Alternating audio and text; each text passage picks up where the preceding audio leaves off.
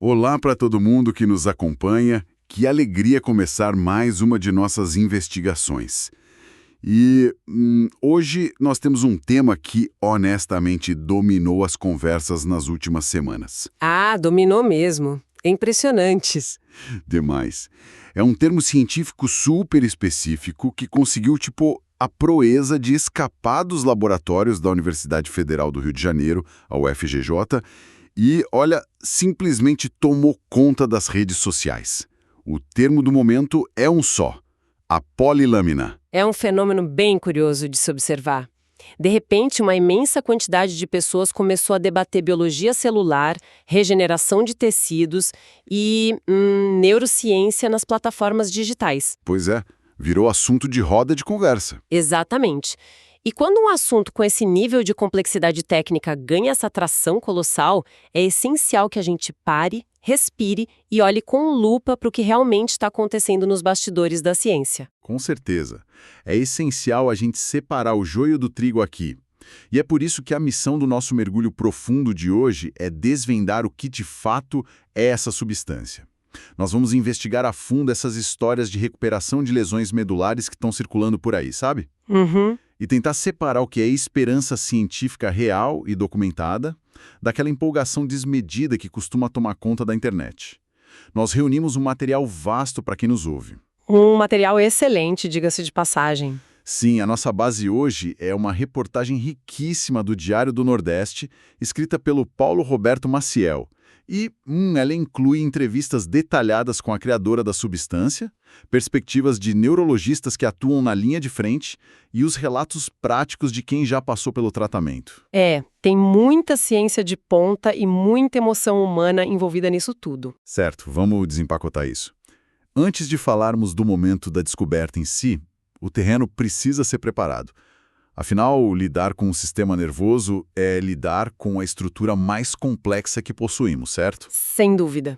O que é fascinante aqui é justamente a origem de tudo isso, que nos obriga a dar um passo atrás e olhar para a biologia básica do desenvolvimento humano. Ah, legal. Vamos lá. Todo esse burburinho gira em torno de uma proteína chamada laminina.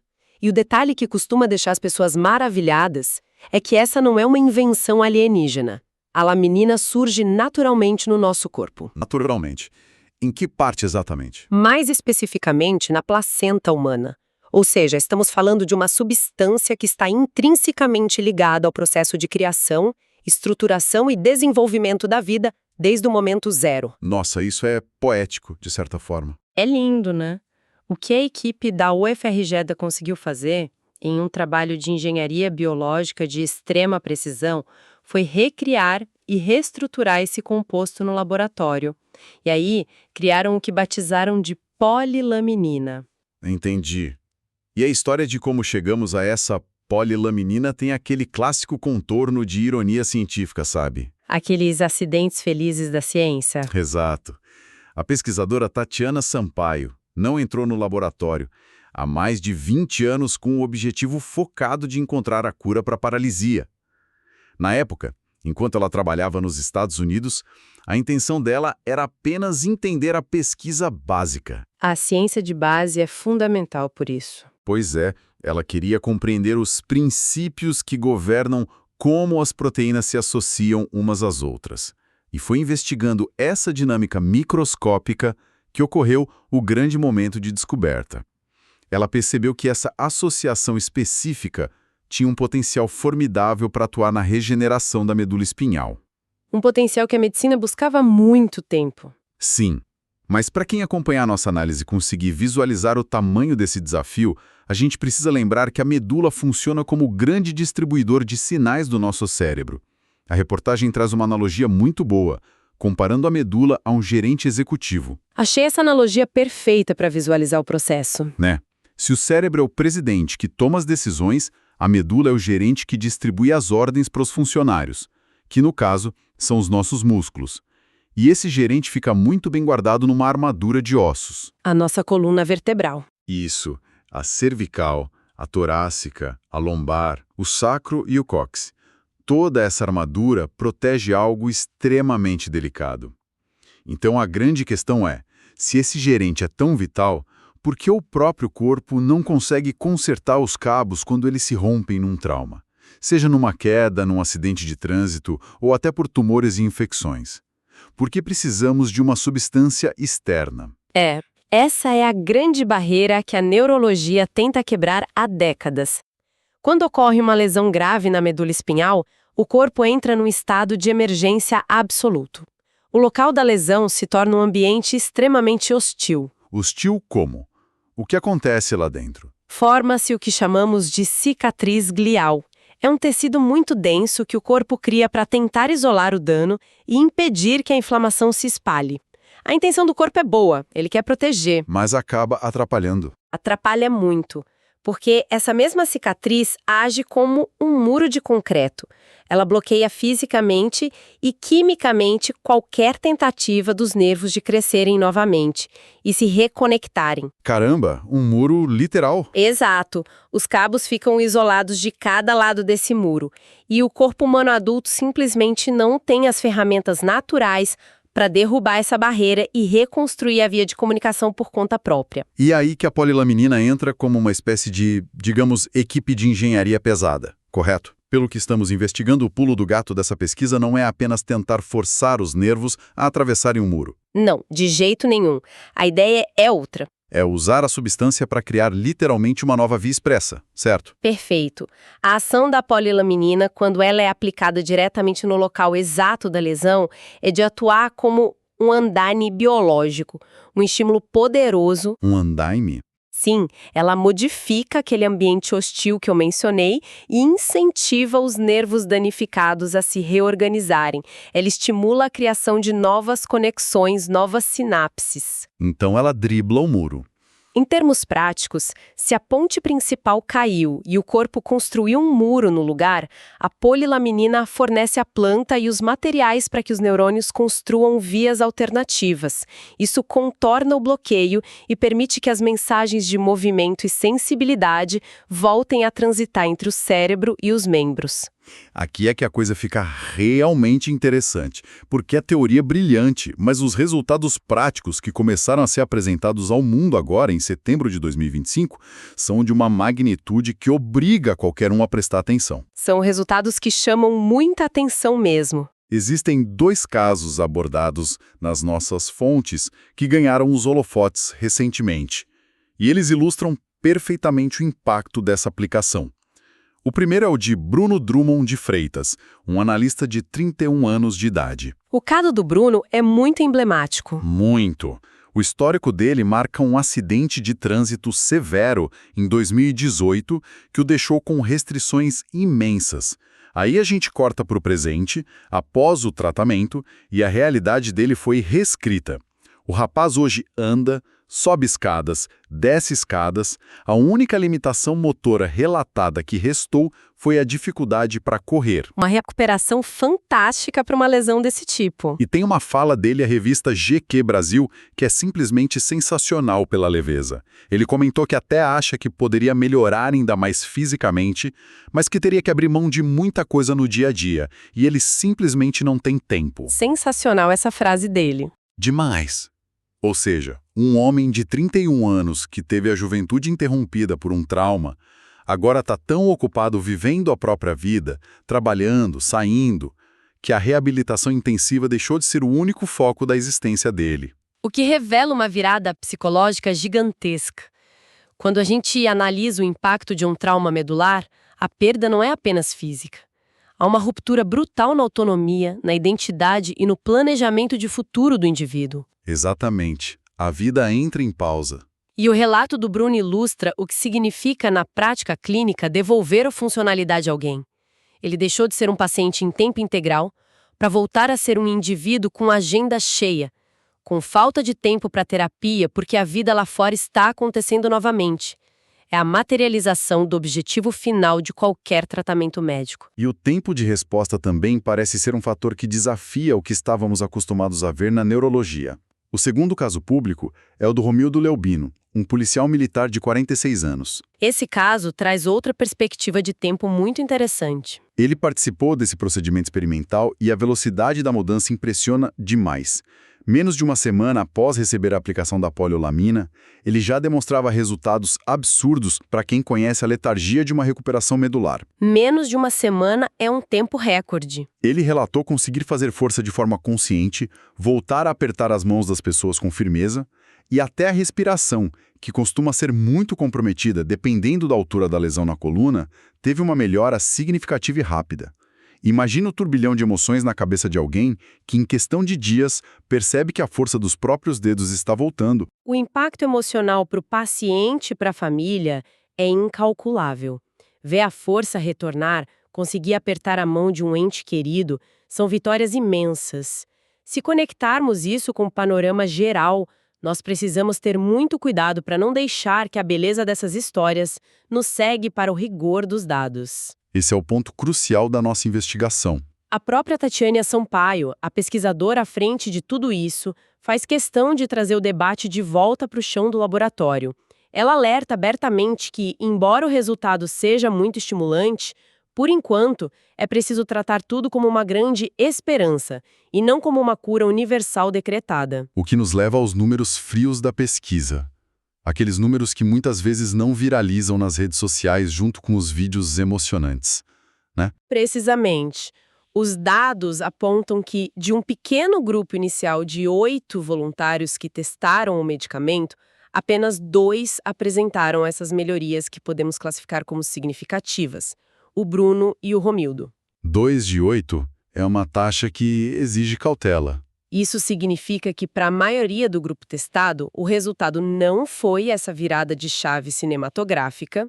Isso não invalida de forma alguma o tratamento, claro, mas demonstra, categoricamente, o porquê da ciência exigir prudência. Estamos lidando com biologia, afinal de contas. Exato, não com matemática básica. O corpo humano tem variáveis infinitas, e o que funciona de forma espetacular em um organismo pode não ter o mesmo efeito em outro, seja pela localização da lesão, pelo tempo do trauma ou por vários fatores que ainda precisam ser mapeados. Essa transparência é fundamental. Então, o que tudo isso significa para a disponibilidade do tratamento? Pensando naquelas famílias que estão acompanhando as notícias, que tem alguém em uma cadeira de rodas na sala de estar e que estão se perguntando onde comprar isso ou quando chega no hospital, como fica a realidade nua e crua hoje? A realidade nua e crua é que a estrada é longa e pavimentada por protocolos muito rígidos. As análises trazidas por especialistas independentes, como a entrevista da neurologista Milena Pitombeira do Hospital Geral de Fortaleza, a Verdinha FM, jogam bastante luz sobre esse processo. O que ela destaca como o principal obstáculo agora? A validação de qualquer medicamento novo, ainda mais um que envolve aplicação direta no sistema nervoso central, passa obrigatoriamente por fases sequenciais que não podem ser puladas. Atualmente, a polilamina encontra-se apenas na fase 1 dos testes clínicos. E é importante a gente detalhar o que exatamente significa estar na fase 1, para desmistificar a ideia de que o remédio já está pronto e só falta vontade política para distribuir, sabe? Exatamente isso. A fase 1 não tem como objetivo principal provar que o remédio cura a doença. O objetivo da fase 1 é garantir a segurança. Segurança em primeiro lugar. É a etapa onde a ciência quer ter certeza de que a substância não é tóxica, de que a dosagem não vai causar uma reação adversa fatal, de que não vai gerar tumores ou agravar o quadro do paciente. É o princípio fundamental da medicina de que, primeiro, não faça mal. Somente depois disso é que a pesquisa avança, certo? Somente depois que a segurança absoluta for atestada é que se avança para a fase 2 e, posteriormente, a fase 3. Aí sim o número de voluntários é multiplicado significativamente para finalmente medir a eficácia, para saber se estatisticamente o remédio funciona para a maioria das pessoas. E isso leva tempo. Nas palavras da comunidade médica, cumprir todas essas etapas, analisar os dados, submeter às agências reguladoras, leva, no mínimo, muitos meses, frequentemente anos. Isso tudo para que uma inovação se torne um tratamento regular e seguro nos hospitais. Essa linha do tempo é muitas vezes insuportável para quem vive com dor ou paralisia, mas é um muro de contenção que impede a repetição de tragédias médicas do passado. E explorando a fala da doutora Milena, tem um recorte médico que eu considero um dos mais críticos dessa investigação: a aplicação prática em relação ao tempo da lesão. Sem dúvida. É um divisor de águas na expectativa, todo o foco de sucesso e a expectativa clínica em torno da polilaminina, até o presente momento, estão voltados para pacientes com lesões medulares agudas. Ou seja, aquelas lesões que acabaram de acontecer. O acidente foi recente. Isso mesmo. O tecido ainda está passando por todo aquele processo inicial de resposta ao trauma que discutimos mais cedo. O alerta severo da neurologia é que, atualmente, não há base de evidências científicas sólidas de que a polilaminina tenha eficácia em lesões crônicas. Lesões de longo prazo, então. Estamos falando daquele indivíduo que sofreu um acidente há 5, 10, 15 anos e já convive com a paralisia consolidada. A cicatriz glial já está totalmente formada e calcificada há anos. O muro de concreto já secou completamente. Perfeito! Criar a promessa de que essas pessoas vão se levantar da cadeira de rodas amanhã com essa substância, com base no que a ciência sabe e provou até a data de hoje, é irresponsável. Fere as recomendações de boa prática científica e clínica. E é exatamente nesse abismo que existe entre a lentidão metódica da ciência e o desespero absoluto e imediato de quem sofre, que nós nos deparamos com o cenário mais complexo e espinhoso de toda essa nossa análise: a judicialização. Um tema muito delicado. Muito. É o fenômeno de pacientes buscando os tribunais para ter acesso à força a um tratamento experimental. Porque a linha do tempo das aprovações mostra que a Anvisa deu aval para o início da pesquisa em janeiro do ano passado, e o laboratório Crisália é o parceiro produtivo no desenvolvimento. O que significa que a substância está sendo produzida. Sim, sabendo que a substância existe fisicamente em algum lugar, muitas famílias não estão dispostas a sentar e esperar pelos relatórios das fases 2 e 3.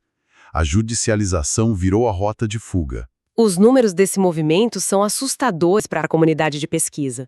O levantamento aponta que o laboratório parceiro já acumula pelo menos 40 ações judiciais nas costas, com 19 aplicações da polilamina já tendo sido realizadas de forma totalmente independente. Independente significa fora do estudo clínico, certo? Significa que essas 19 pessoas receberam a substância por força de uma ordem do juiz, fora das margens seguras do estudo clínico oficial. Para quem nos escuta entender o peso disso, o juiz dá a canetada, o laboratório é obrigado a fornecer a substância, mas a pesquisa da universidade não tem controle nenhum sobre como isso vai ser aplicado no hospital particular.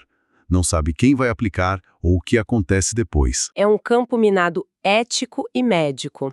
As pesquisadoras e médicas envolvidas concluem suas análises com advertências veementes sobre esse caminho.